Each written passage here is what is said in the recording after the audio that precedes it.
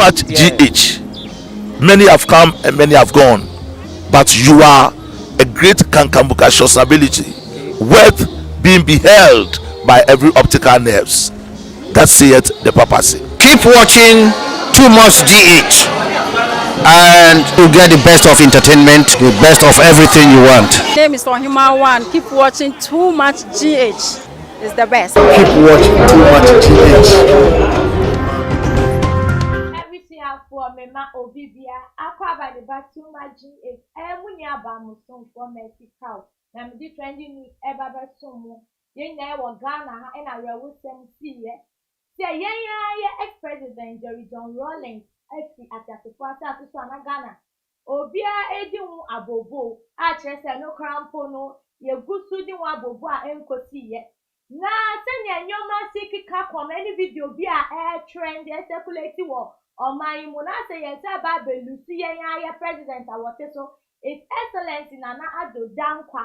a kufu adwa, na muta, one home modern fire, my mo. Na video ya make come one semono. Tie for mama yen konkoshe video no embra.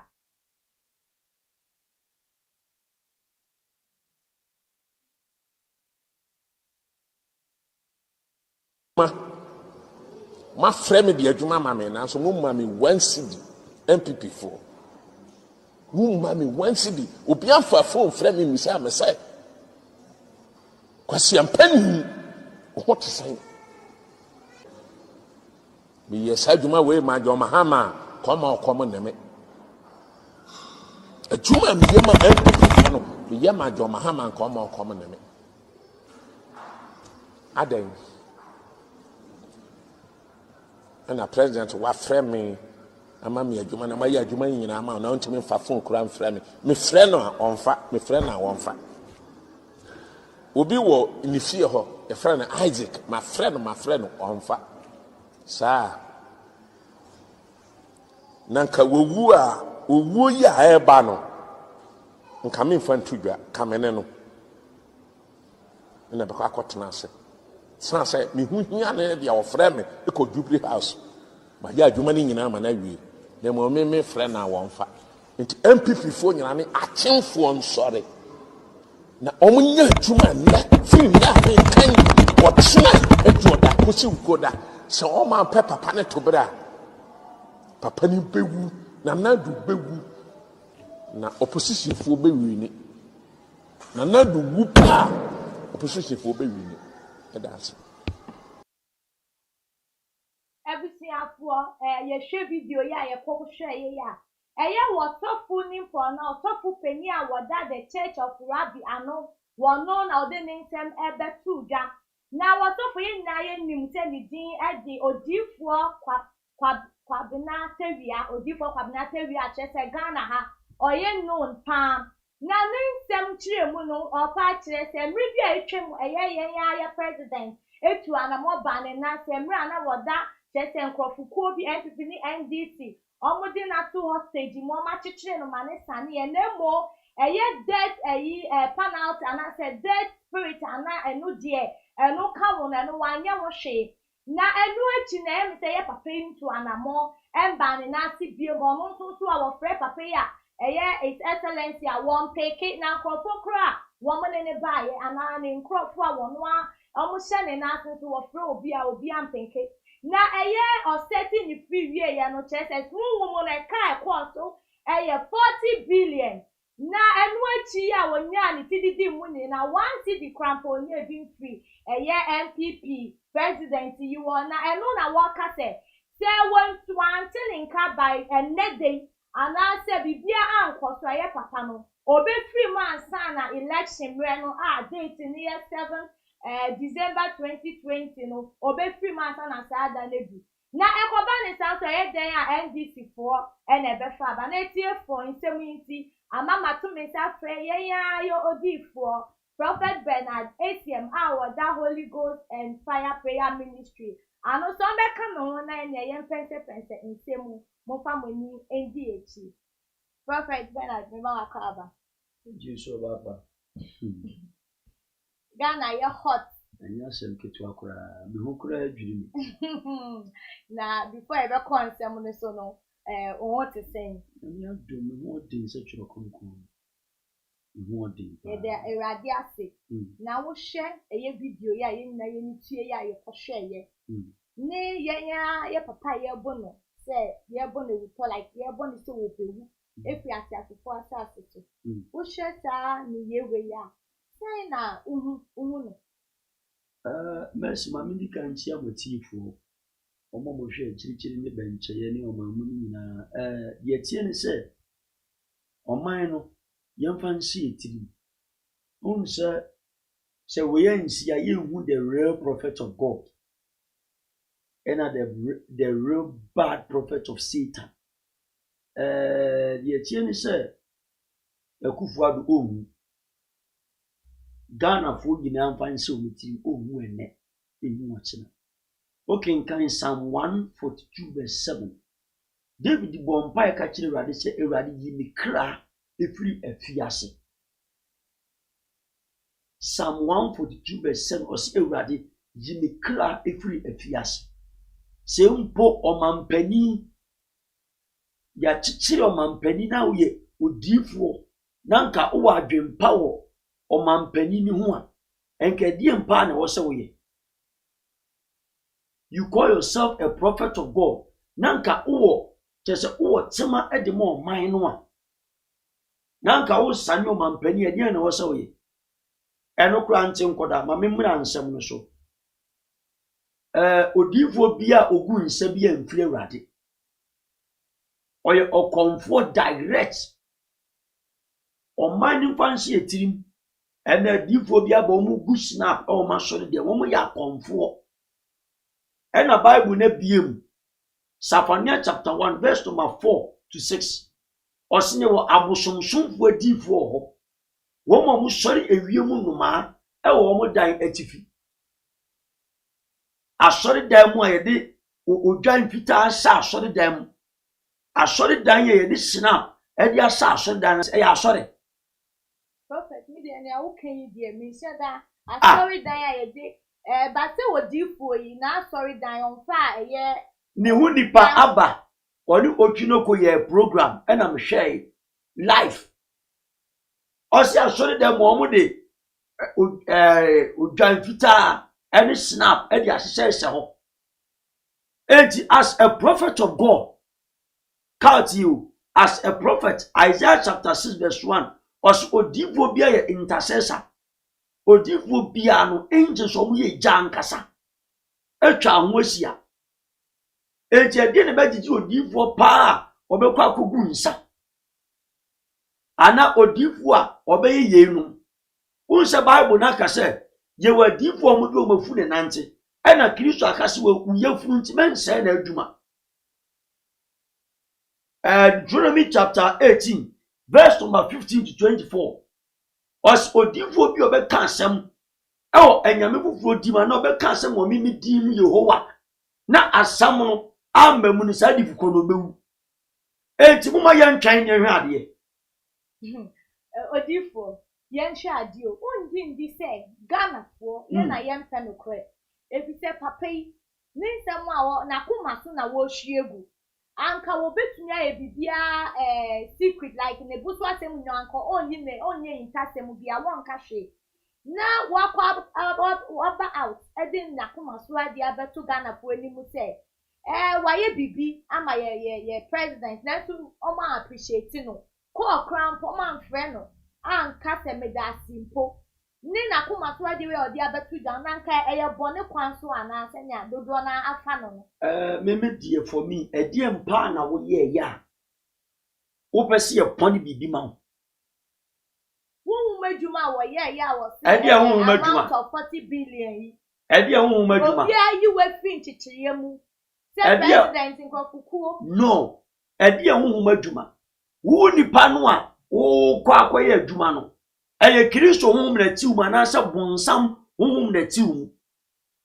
Bible say nyame difo na say apostles, evangelists, prophets, ni pastors aduma enya nyina no Awurade na di man na adum ni tie mu enti yem bansi bi na ensawo bansi bi ana ya ase ya mini dufo na moto bi anto ye yem no adum ni musa ni tie mu ɛna adom na mpefi wate ade na se adom na mpe efi ne nkeka saa nyoma no one of the video a ye share wo internet so okojira nso mu a ye twa aboa kon ye twitwa aboa no life ye di tu nso mu a auto snap ogu nsa prophet every nso na yen call because say prophet obaba na kwankyere no mo denam enti ebia na enu nya kwankyere ba we yen kwa issue ni so say odi ne nsem abetu dwa say Ghana fo say na atumi ye man pani maboa ne pen emri bi a kire say ya kyekyere no won hunhun mu na mi di mi dwuma ne mpaebo ne akwankyere agi ni firi mu na nso me da simple ye man pani ne nkrofo na be di ekire omo ba amaso obi enu a otimi appreciate me na ni name no opa chese deliverance no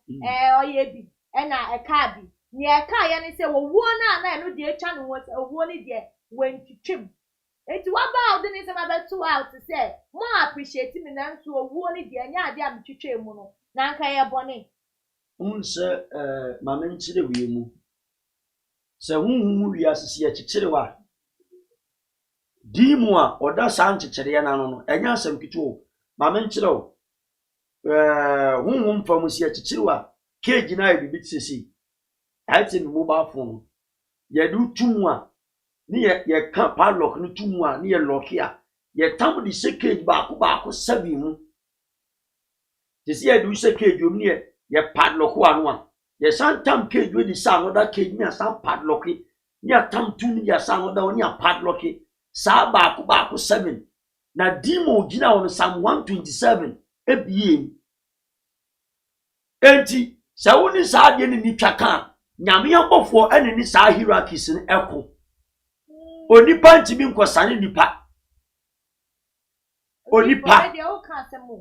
me nim more spiritualities na ye papa no ne amampanfo no mo konyo ko sa nwuma abosom ne sa hierarchies ne sa demons no eni sa territorial witches and wizards no se ye kejiwa obi ani ahwodin so ba ko sane obi is either say onipa no or conduct to another demon na hierarchy bia owo anim ene obe summon case ni dia ma no akwa sane nipa no sa ye be kejiwa ye di kan fra okra na ati mu ana sa ohonhom nipa dia we die o but ye nyatwe honhom di fu mu ana sa okra no a eri ne keji no na usi Canada say odi duma sa de na ne board senya wo spirituality se no ebia ya no mabosomfo ne sa dinsifo ne sa powers and dominions no because of obi na edobeba no ma keju ene di pan betua wa na boade dia ma sa hierarchy no enti wo akoso kwa akosane no e wo so tua sa boade ne really si ni pa no e kra de ma once na de ne tielo and I say odifo na yes na say no so ye different odifo a oye krojin ena odifo ya kroje no any good prophet bia is surrounded by 7 archangels mo den pa once your north south east and west prophet so ya confusing you me pa chere say one senya wuti kan say ekoba ne say omo deliver okotua aboade na mti say aboade na obetua ansa na che say wonwo exchange akosoma ye deliver na yo edifo na dita djuma na na say ye nkrofo anwo foforo no mdi say djuma no odifo ne say o deliver na so kuta power ehunhia so be process for scabra na say we deliverance bebre ba ya amanfo ho atom a ebi mu nyina afofam wawi ya chichirewa se Kristo ahwo na mikuta de ne ebebo mpai se altar solitia altar ba ko be konka altar ba ko okay once na de chen but ye keju anase ya chichire ho mfam a Bible say na mo nsane ne ho ntampe homa ana ho mfam ye nchichire o ye keju kra no e de sewem na demon gina no enti se wo kra no ye keji no da nipa no kwa kwasano on conjure da hierarchy na ebia nipa no the empire akonchere ena nya wu nipa na ba kwasane o wabo empire asamon case na ma alpha ni omega no obewuli si ne archangel abawura sa bomu enti sa archangel no se Kristo ampese archangel beba Holy Spirit wo ono stop nkwasi asemu nyina enu na Galatians chapter 5 verse 16 to 20 or say honhom de unama na wuni mrase se Holy Spirit pa de unam a unsa mra bi ase o enu na Ghana ko so mo kwa so de papa wo mo pa so de ahonkunkun tim ya bomb pie non stop ana huma kwankyere enti se de yenu mu yenu bi o enti se de Ghana divo ni bi ya kwankyere emergency don enti sa. Perfect. Before I make my second question is no. Me person me dey nkofo bi a wo so ya sen etuja. Ebusiafo ye won nkofo bi a wo mo so ya sen edumedie bi a ye du o too much. Na ebi ene Mama Juliet Ventures oba o pese wo kitchen ye fe. Na wo bibia available rawa within few minutes na we pay there. Na wa fa Mama Juliet number no ye delivery 24/7 obeboa ma wo kitchen. Ewo aye ni cafe loan master so abepie mo womo no womo malone within 24 hours na nyane se we government worker ewo Ghana hana wa affordability no mu rating so there da form boko free loan master no beboa ama wenya o urgent money for your urgent project odifo oba papa bi yentu ayensem so wo hwese na wo chekire nsemu a na ye papa yi dipetu dwa say spiritual aspect say mra na ye president want chichiriye mu na wo ba na so ma wo di ni dwuma ma chesen chichiriye ne de sane ye na ayese owuo nso eda ne so na so owuo ni de wantutu ase wanko na yetimi ye deliverance ejebi manike bia na na afen so wo de ye nwie no na ye fa ya kan hye so de tie ne se ka yenye deliverance enjebi ana so be half dabi se be asori ayewi ye deliverance a ye gina mu atu ye tu ade na se o se tu adua ne hin na se na ansa fifi ama mewo obi o tu ade na se it is all from a prophet of God and I say prophet akuta mantra adanti ana oji ni pano onje no kra ena hun say yempanimfo ni bi won wo deal with sa enwoma no abusom nyoma yanko 45 ye ho shrine bi ye nyankomade bi yembe ye ho enti say opponent ni de ukọ the authority and say the higher hierarchy or so chan ba bi akobe no otibi kejiu won se na de ne tie no miti opa otibi kejiu e ma ne yie Bible say na Persia ho eso ogofo ano de Daniel empaibo emu ayeba ye keji sa abofo no na kiricho also oyulisi bof Mike amane ba eman ni sa territorial which is hierarchies no what you say ebe kon eji sa abofo ni sa do mu frokosho enti o hierarchies omu ya kwabnane wamu no mu suppress e kiricho for empaibo omu ya 7 enti say enipa na kwachichiro edi amasa hierarchy na unya hierarchy a osochen ono ebia yedi wa Lucifer ena Lucifer akeju no demon betima ati wa Lucifer nsem because obu ni no submit under the protection of Lucifer and as the governor of Lucifer ebia no 7 demons no our territorial demons our 7 layers in the realms no say wo submit mo no keju a enie now we hear the upper hand oye sa Lucifer na ba be jew ena oba be jew so no obe demand a lot of blood wo de yembra ha ya why you odifu yi when you encounter with obi a oye possess and obi ohia deliverance na ena we deliver no man who say deliverance no ewie pay ana o ye tro because won konko na tim me nje me ho sempo me fomu a won konko ka kire makwa wa fom pachaw ma pachaw enti ya nye bibia ebia wo be ka sese ya na sese no onu no de wo ye ena otina ahotie konkran brabo o se mi Kristo me mpewe on konkron so won mra ati ase Galatians 5 verse 16 to 26 won konkrom na ho enti o se me pe we mame enti ye ma no ba ba duali yu oba kese ye oba dinden wo mu ana won se ye palm ye de deliverance ba kuta water ba kuta fire ena na me kire too much ayi odifo bi afa ene ye asore ena me kire ba bi a water ena oja no wo perfect mame kire mu on se na ade ne kire mame ma on se na ade ne kire enti wo de onsa ye water ekoto water spirit so a asem ho ena wo de onsa ye fire ekoto fire spirit a asem ho once na ade ne enti what's up dwelling in the power of the Holy Spirit muchly than say uba kogu nsa uba friends amanfo ne sa nyoma no odifo send ya wo ka one sem na wo pa say deliverance there kobata obi betu eba wonim na wo body deliverance at that moment no ye delivered like in all me menim obi a na then time ye program wo baby na me koye program madam so mama ntem me ba na me ma bi body deliverance na deliverance no mo bon nipa no down no oye kireben ye ka kireben apremre owo kakraka pa na mo body deliverance no owo na kikire me ma no uni ani a ana on this spirit ewura etina metika mo akiriti me sie mi dimika na so me touch na de ne tete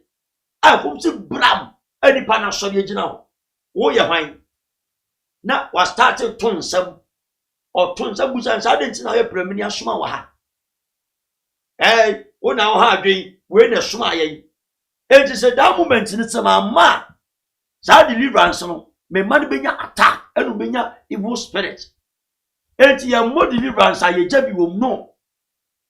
say ye deliver totally ye nye 15 ye jabi 50 no yeah that you deep one na say ya wo sika won sem no won say akoba say ye papa yi say ye so odifo kwabinate wia odi atudwa say wono no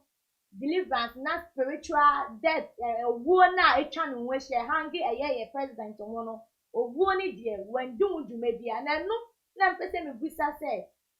wonji ndi say ohun we kire say ebia eni dwumedia wo jim omo mbe appreciate no na omo kwa wo mo mba anase bia ye nkitanwo omunya ye nhihye ye omo de to ho say ebia oboni odi ni dwumedia nyina bia omo de betu jam omo anase omo be pay no reward bi no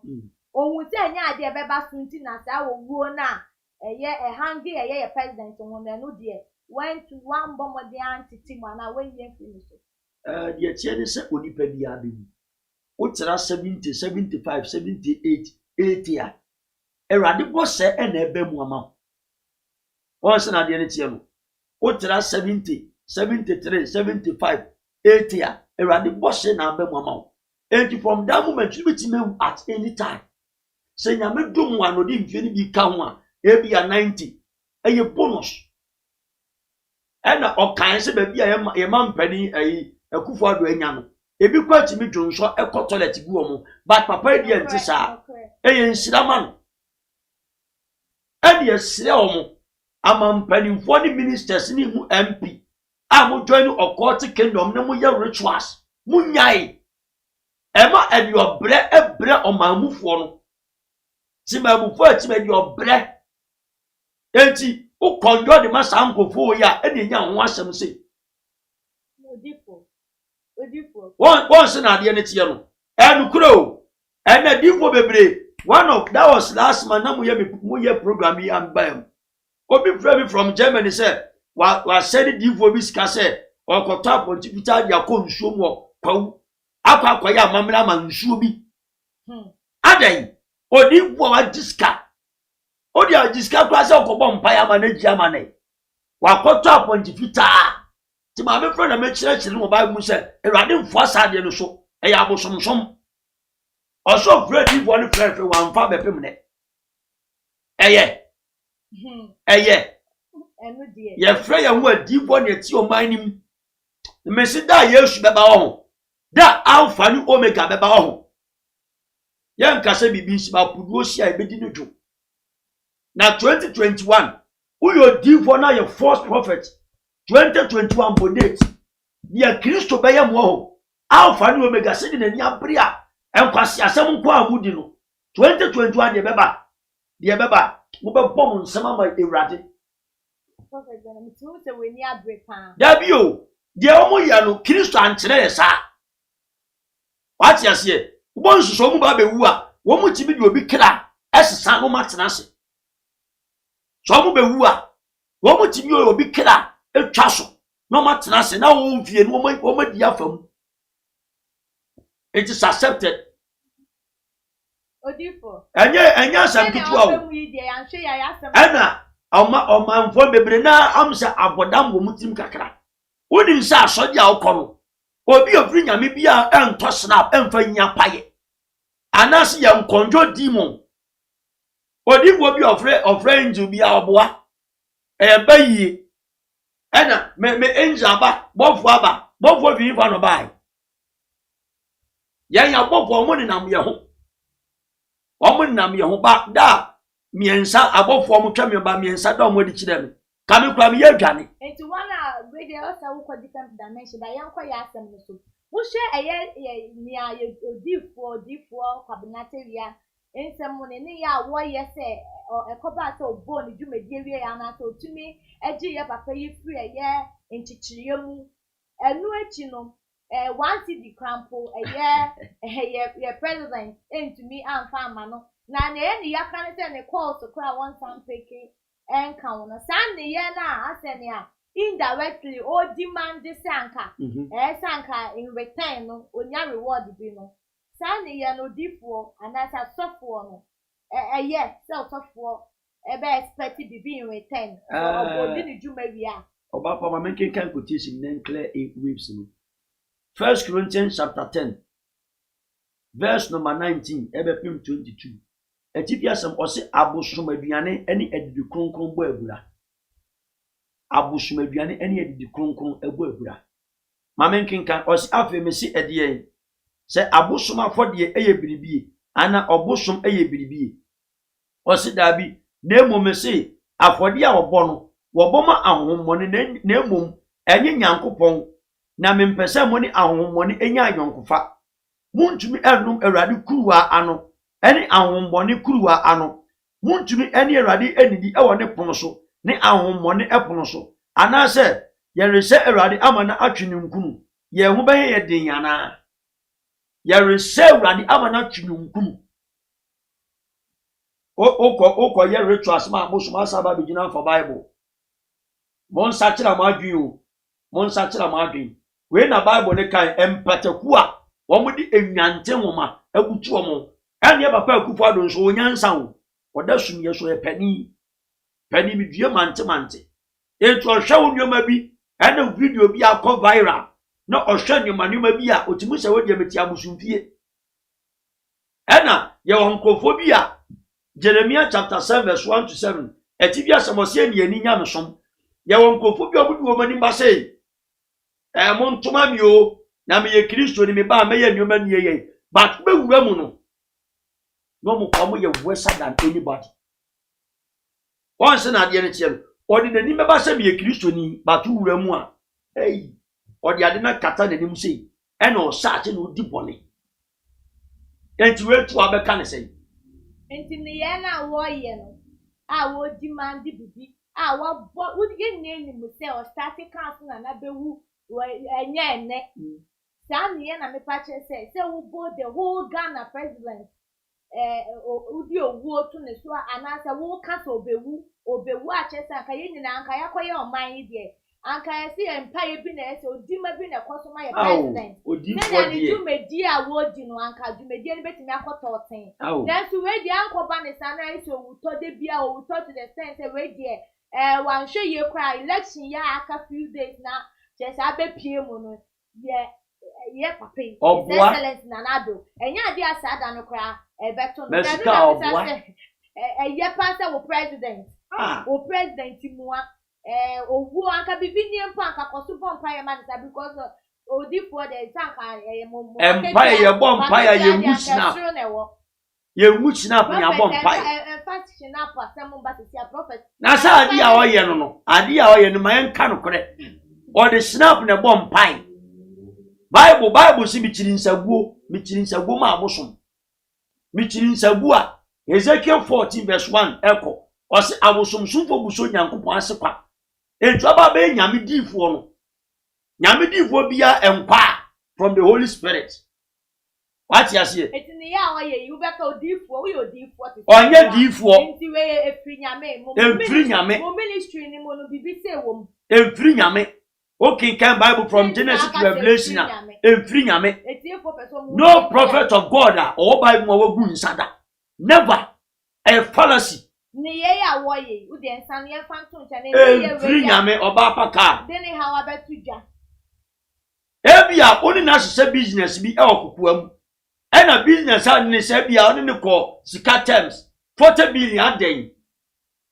Emma Genesis, Jeremiah 48, verse 9 to 10, as a mabem. That would well food now, dear Yamia Juma. Once an idea, and two were food and Yamia Juma, a bet at the file. And could you what way I am mobia, more one free pim no matter was ye. Ma on one free pim, now on matter was ye. That was last 3 months. My baby friend from US said that me show a program too much and I make me baby insane. Why ya want me mo? Ya bompire. I'm so mad to oppress me and to talk. I did be ya sorry. Timmy Jardin in Anna me begina yam all town. A ginemoa. Almost so my yama minimum. Better hours and away. Some many baba da nyamianse so me da nyamianse me de me fa ho ben de nyame yama ono e na baba da nase but yam presaw esa enche so nyame difo yam presaw se baba da asenti mi wa kwa ka chem se ada ti ba mi ya hawa ma dwumadi akwa kodi kwa wan kwa kodi amawurade wa be gina o tan wo bompa ya boni dia bompa sa ewrade hia ne de be too much confront am so nyame adwuma no saa ne tie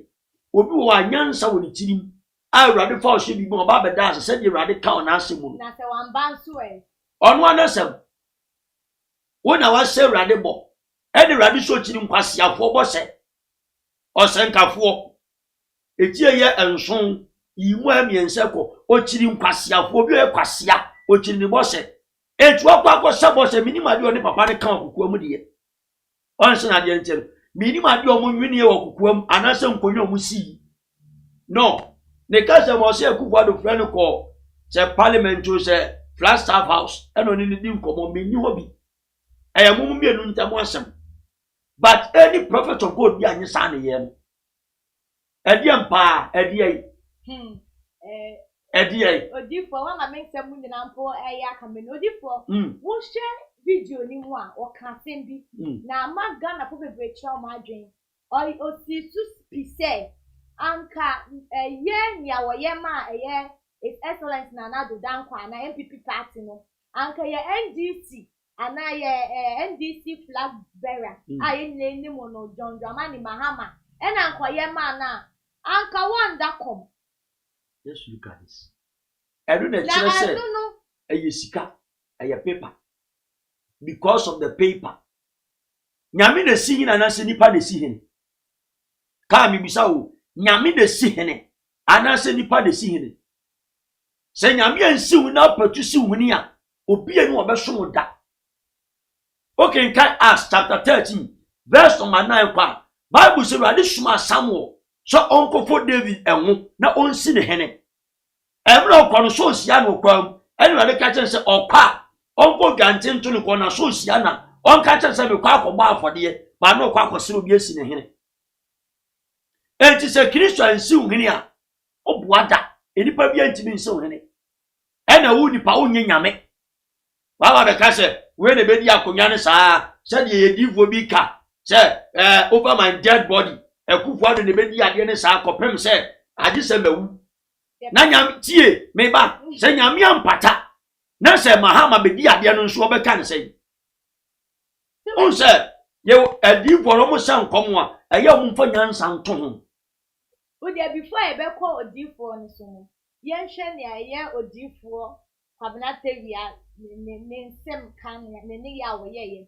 yɛnhwɛ ɛnam sɛ ɔkɔbɔ NDC foɔ din wɔ mu na wɔsa kaa sɛ ɛyɛ papa yi firi mu a Excellence Nana Addo Akufo-Addo firi mu a ɛyɛ John Dramani Mahama wɔsa aspire bi mu no wɔno na ɔbɛba bɛfa seat na ama bebree akyerɛ wɔn adwene sɛ wɔde bibi wɔ mu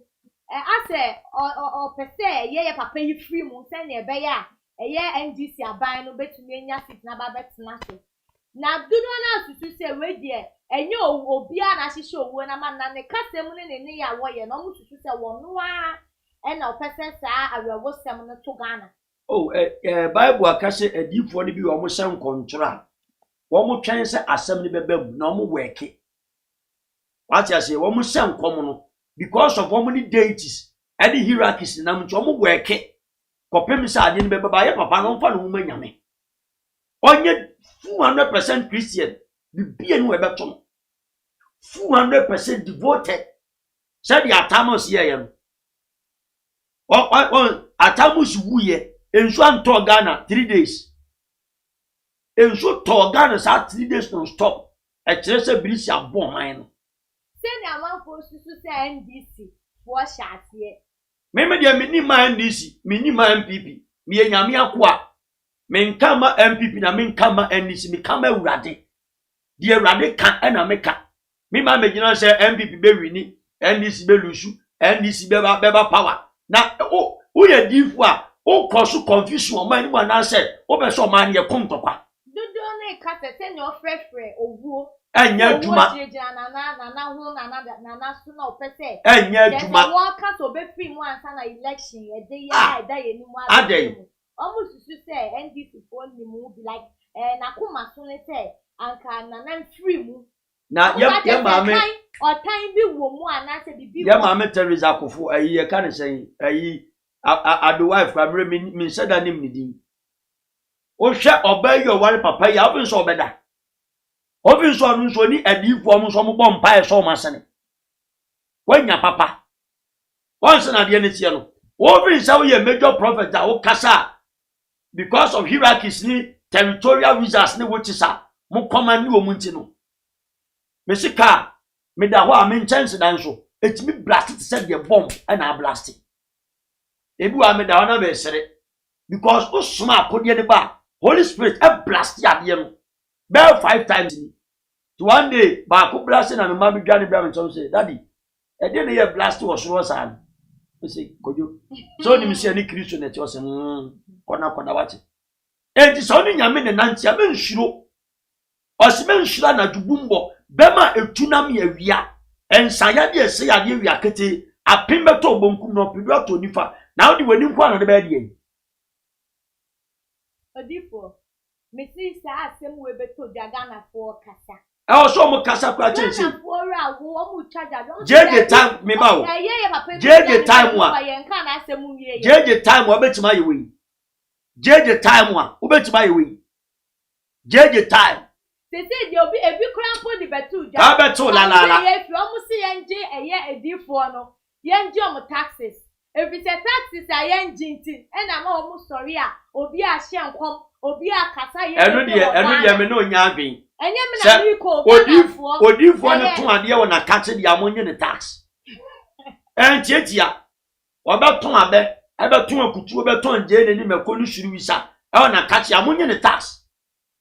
muba wura na divo ni ntomi ya nyame asam ne da ho a okwaje ne tax we se asem we beto odwa no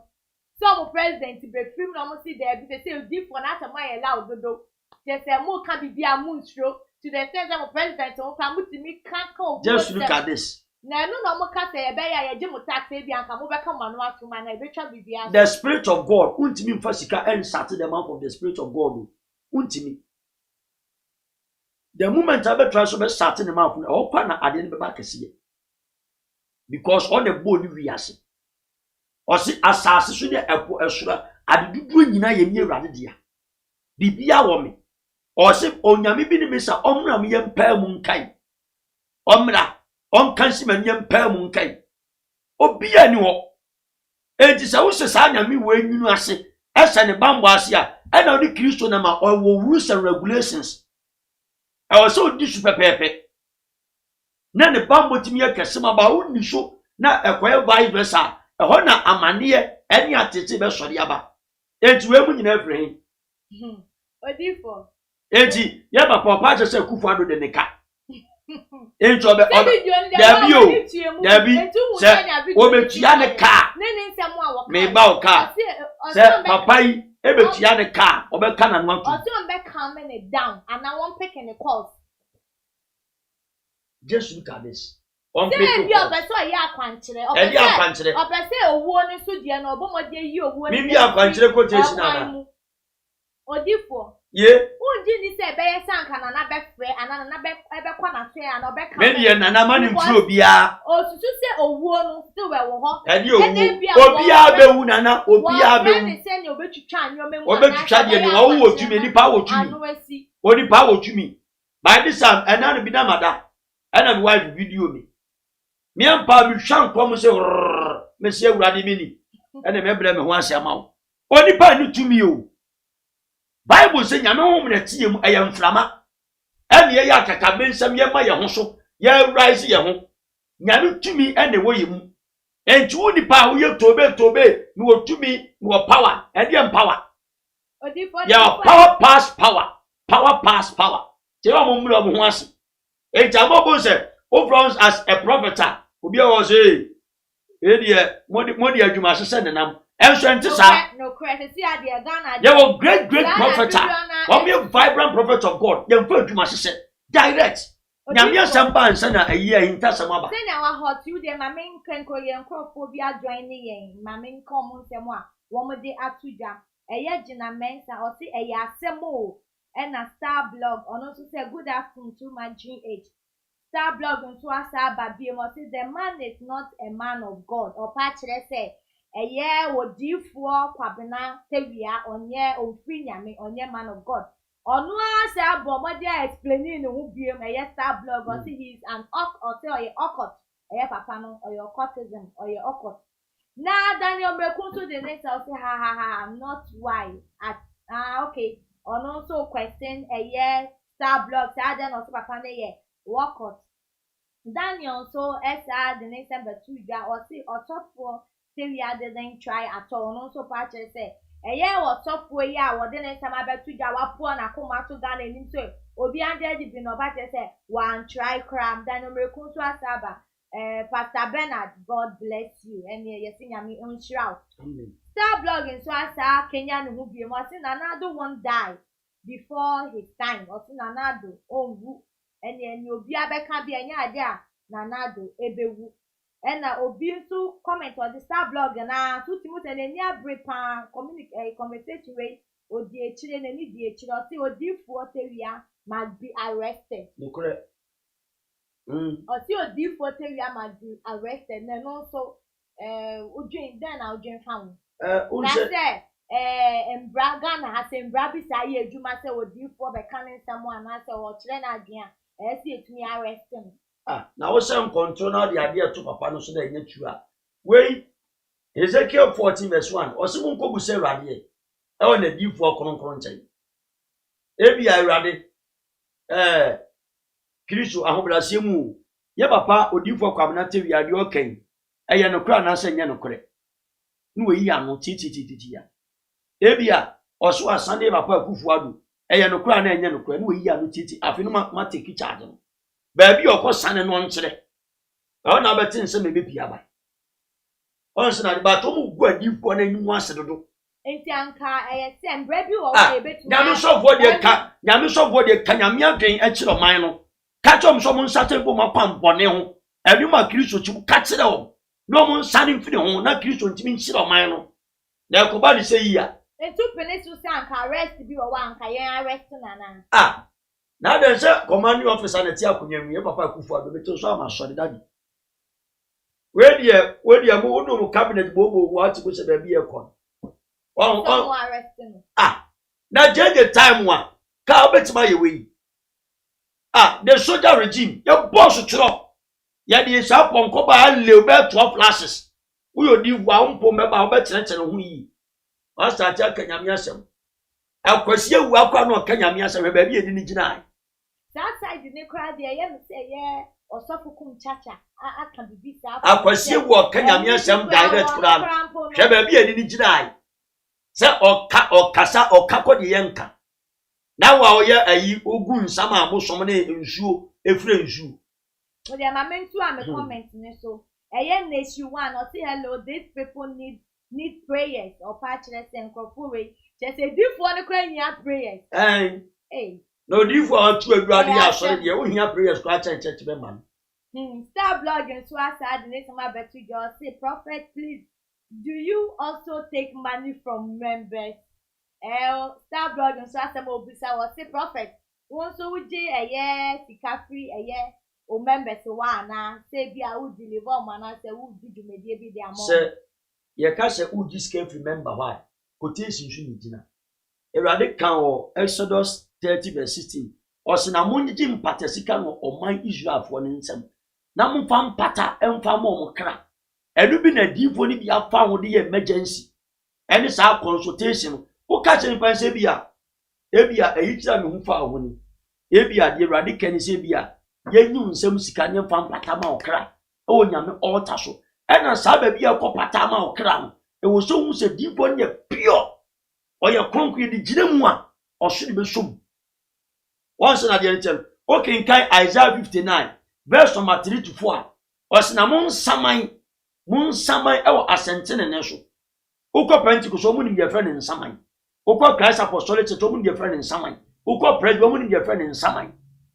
enti un saman ya wa musika do wo so e na o se ukọ akohu me prophet a mani mo nyam wo no so asem ye o ka ba mu a ukọ nani mu a fasika foto fa bibi kula ba bibi o ka se foku wan bosika do din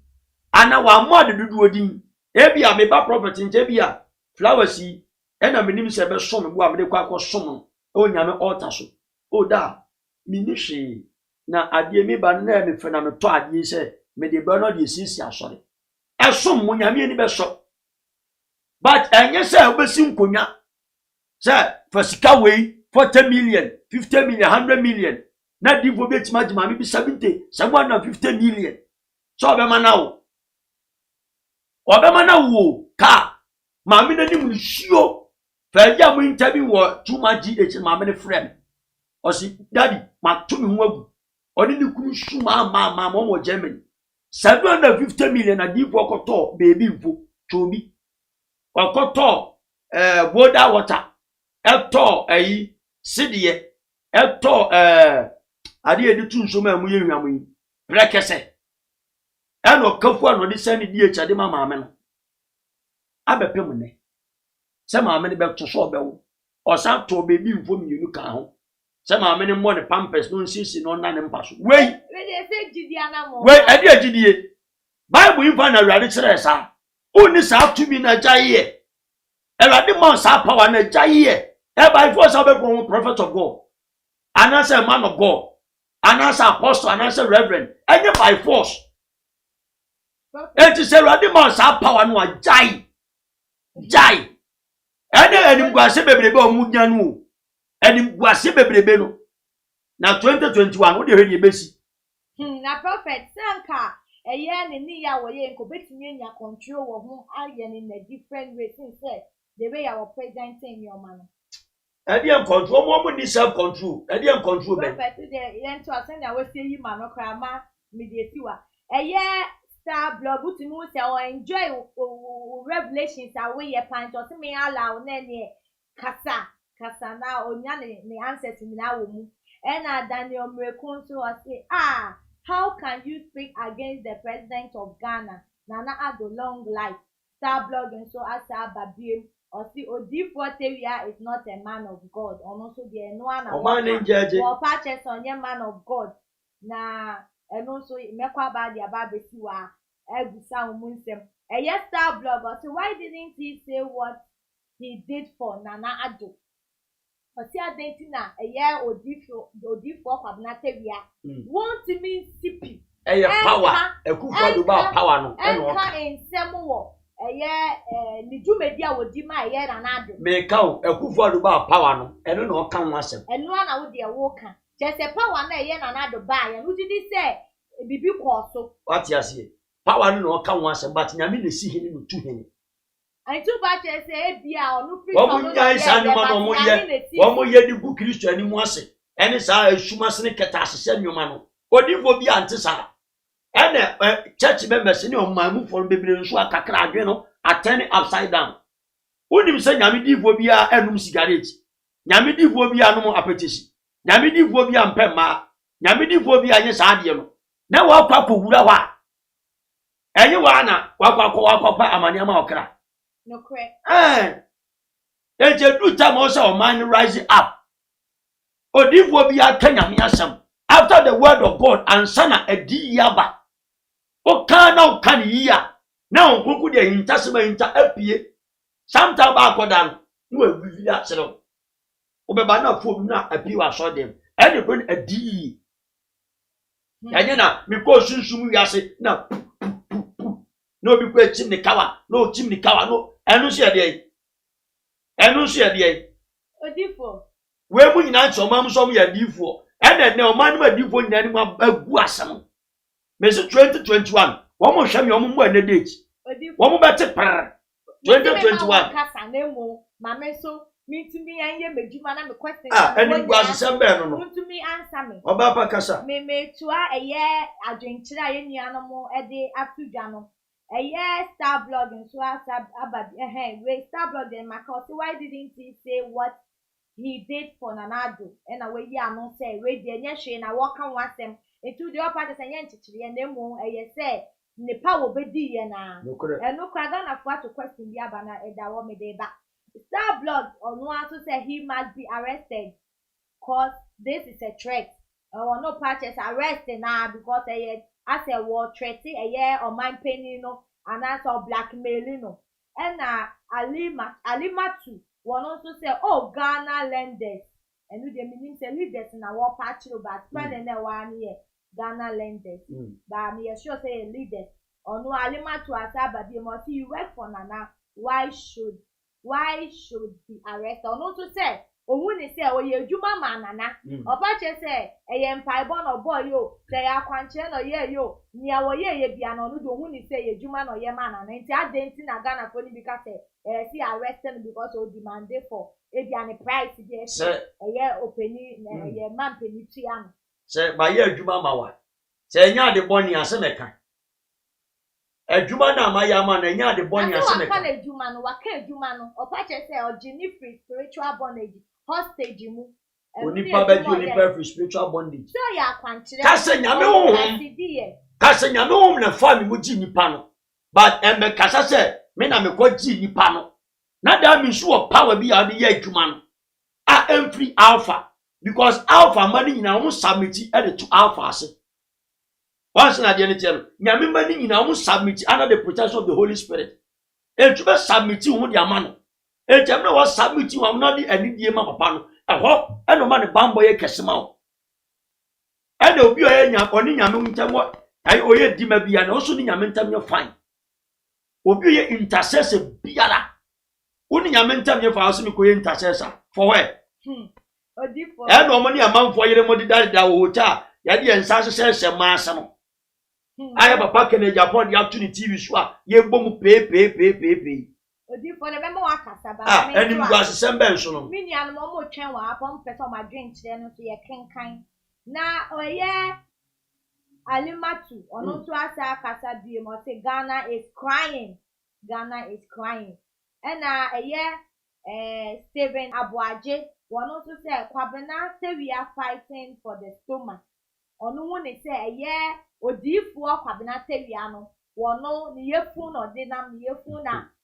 che say osuma ono so na dwen kire no ena Lydia Owusu I believe nothing will happen to Nana ono so say wojidi say Nana die ye Nana His Excellency Nana do Ghana for Nana che say successful mawie omonana no enya ade a wo bewu na Kwame Etiedu so on social media goes wrong on social media inyoma enkoye wo social media so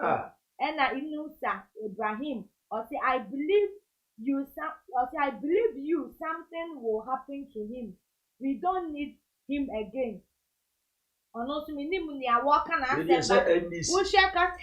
NDC ni pa wambo wo hwe ka na wo ahu bebi a coaches na be wo kura wo wu ana se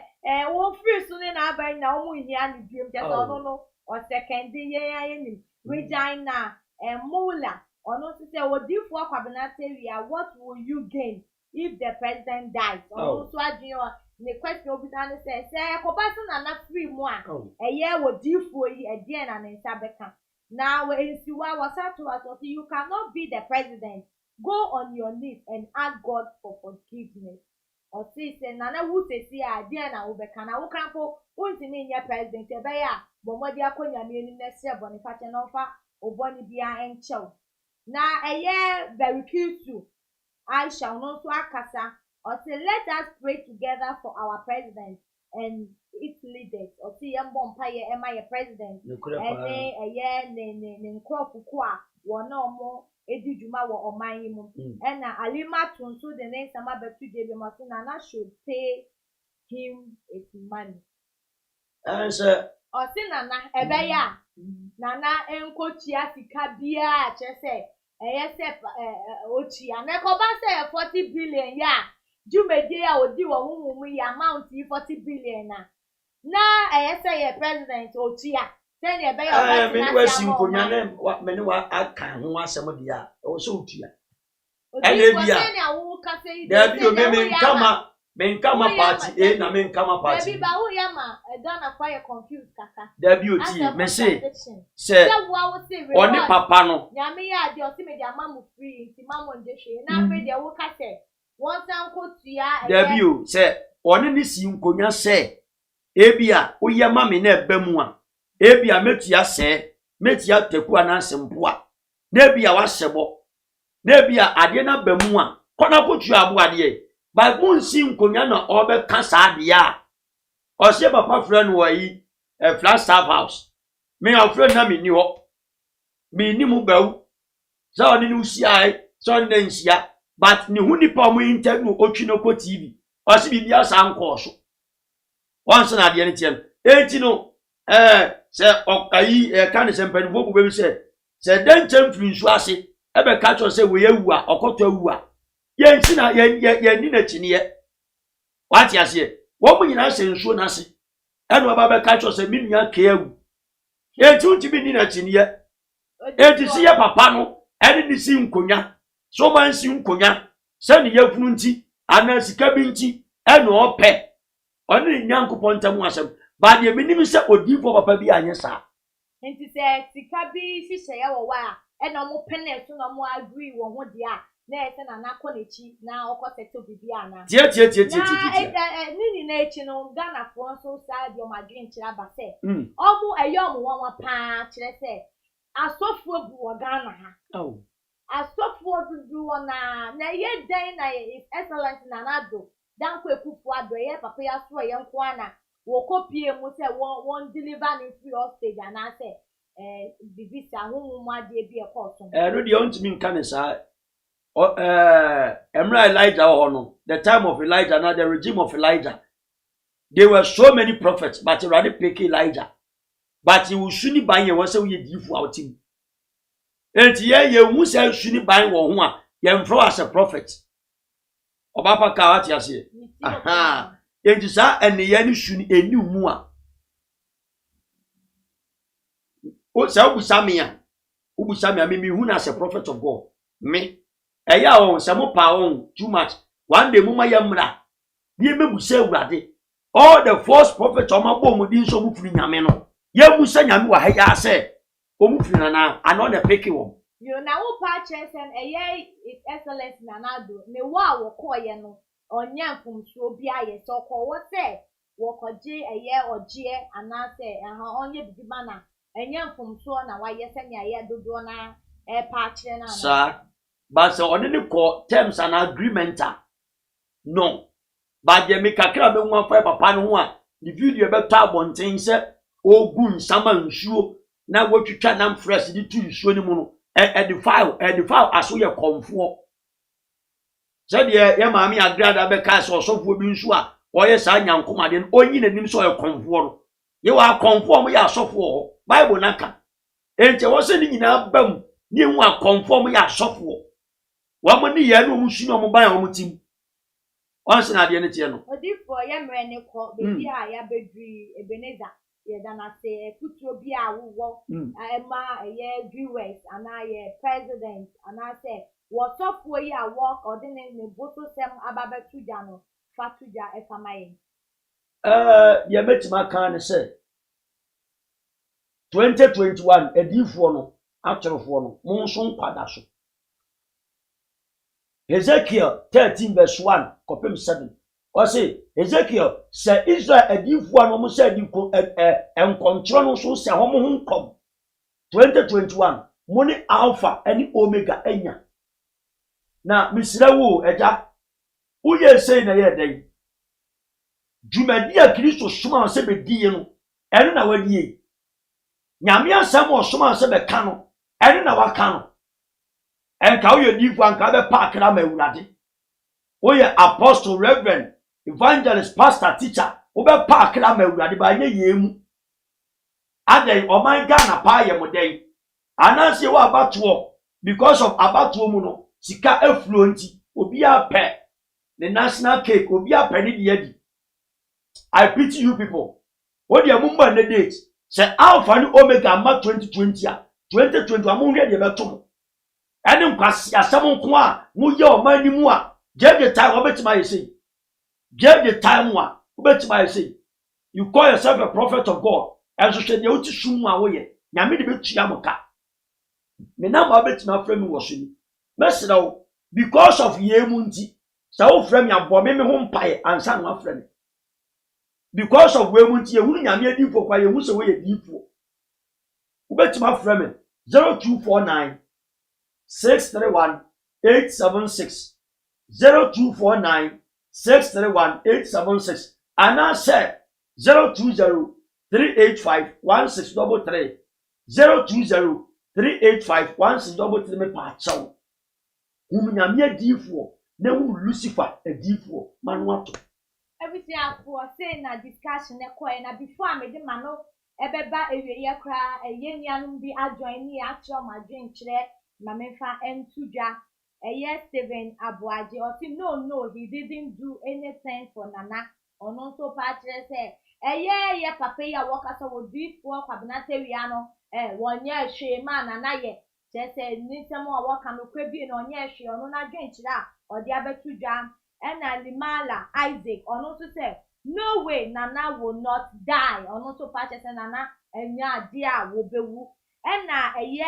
Alima tunso asa babie mutumu so no the conversation we there nani die chire papa say Mahama is dedicated na Mahama or you dedicated into ono so na dwen chire no na Felicia Konedu or say good evening to you all me sure say kroba na waso by this time good evening ya je so ena Fidino ono so the next time say please let us pray for His Excellency or see Empire my president. Etiefo say na nyoma ekọ you. Na ni name no so no me did say answers bi a wo when you move na afa so adwen kire so mu behia pa na waja wadwen kire ato your comment section wo e di amayen afa won subscribe to too much GH abo mo dia na wi send ye be ye fide ka say edumede bi a ebedi bi live screen and interviews ni ebe kwasu biara no mo so sabe tumi akabi no watumi akire waje ene dey mu ni aba mo so for medical na di dwumedie yi ebe so mo aha ene mre be ma me kwan na di mo esi that ne ye beta ehia makam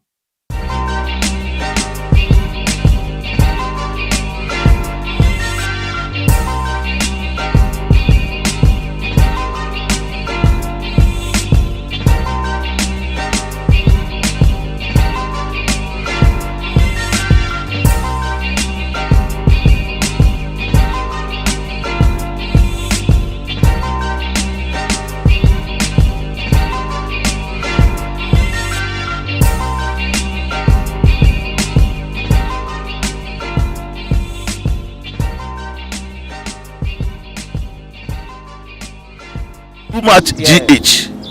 Many have come and many have gone, but you are a great kankamukashos ability worth being beheld by every optical nerves. That saith the papacy. Keep watching Too Much DH,